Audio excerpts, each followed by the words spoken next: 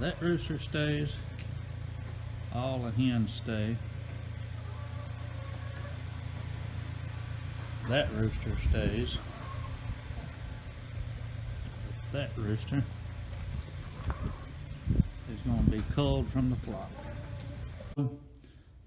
When you get too many roosters, but every time that they top a hen to mate, they'll pull out a few feathers of their back, which is usually not an issue, but when it happens too much, the hen will just be completely bald on the back, and it's really an eyesore and probably really painful for the hens. You know, it's something that my landlords don't want to see, and so they've asked me to get rid of this rooster, and I'll eat him.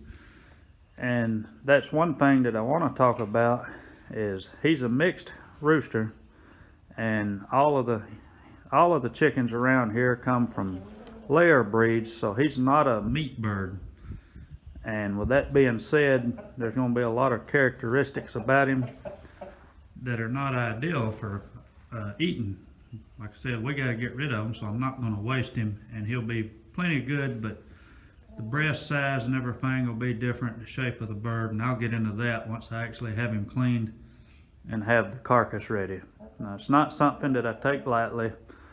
If you're going to kill an animal for food, you should be serious about it, you should be humane about it, and in my opinion, you should use everything off of the bird that's possible. So I don't eat chicken feet, I don't eat chicken liver usually, and there'll only be one liver there. And chicken neck, I don't eat that. But I'm not going to waste it. I do have a dog, and I'll always save these parts to the side, and I'll show you that when I get done. Even the heart, if I can find the heart up in there. So, you know, I won't eat it, but I'll give it to the dog as treats throughout the week. So I do take this very seriously, and with that, I'm going to close the camera down. I'm not going to show you the euthanization. I'm not going to show me euthanizing him or cleaning him. There's a lot of YouTube videos out there on that. I'll leave that to those guys.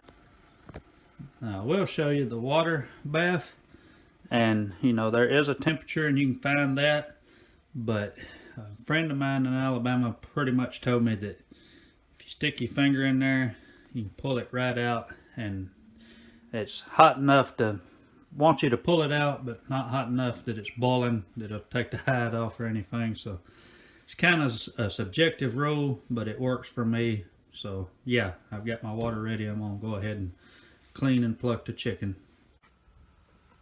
So chicken breeds, that's what I was talking about out there. And these breeds that they have are layers. Their whole flock is layers. That's the purpose, and not necessarily production layers at that. So they like the different colored eggs. You probably got the Moran right there with the dark one. Blue ones, Araucana. Normal ones are buffs. Now that might classify as a production layer, but the rest of these lay slightly less than some of the high production breeds.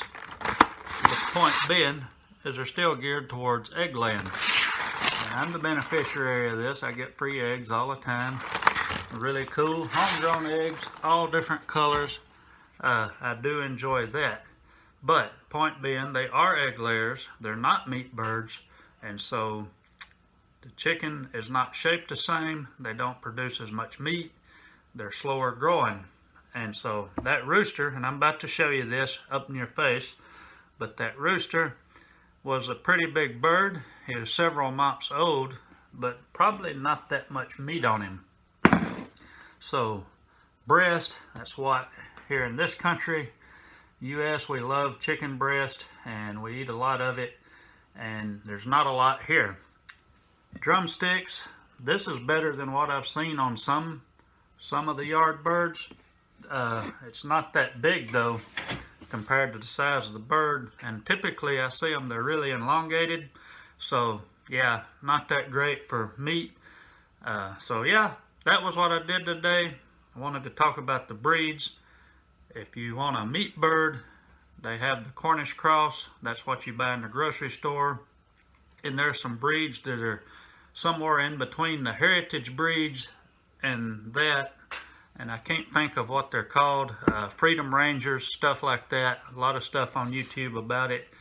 But one day I would like to do something like Joe Salatin style with the pens moving them across the pasture, pastured poultry. And yeah, I've seen a lot of cool projects for production purposes, for home use. I'm not sure where I'll go with that in the future, but I can tell you it's far off in the future. But yeah, pluck this bird, and rather than skin it, because that's the cool thing about the yard birds. They're typically a little bit older and they have more flavor. Went through the trouble of plucking it to leave skin on there. How I'll make chicken soup. And cool thing to do on an off day, because I like things that are homegrown, homemade, whatever. Unfortunately, I don't have any of my wild forage mushrooms to throw in here, so I'll have to buy some mushrooms, or don't have any that I grew on my logs. What I am going to do that's different this time, by the way, these are my dried wood ears. I didn't dry them. I think I showed in another video. A friend bought me some, and I put them in those jars. I'll rehydrate those. I'll put some of those in there. I don't think people typically do that, but yeah, I broke the rules playing around, and I like it. I think it adds a cool texture to the soup. So yeah, this is what I did on my off day, something I want to share with you. I may show you some clips at the end of the chicken soup. I'll clean the bird up a little better, and I'm not going to show you the other parts, but I will state that again, as I kept the chicken feet, chicken liver, heart, chicken neck, and that's all for the dog, and yeah, and a few other parts. So anything that's edible, I don't want to waste anything. That's kind of what I'm about. Being healthy is also being good to the planet and not wasting anything. So there you go. So I want to show you this right quick. That's the dried wood ear, dehydrated wood ear that you buy at the store, and I rehydrated them in some water. This is a couple hours later. Pretty cool. Pretty impressive. Got my carrots that I got at Sam McElmore's farm in Mississippi. He gave me. So that was really cool of him, and they're really great carrots. I've been eating on them. And so with that, I'll probably let you go. I appreciate you watching. I hope you enjoyed it. If you did, please give me a thumbs up and subscribe if you hadn't already, please. And I guess that'll be it. Y'all be good. Bye.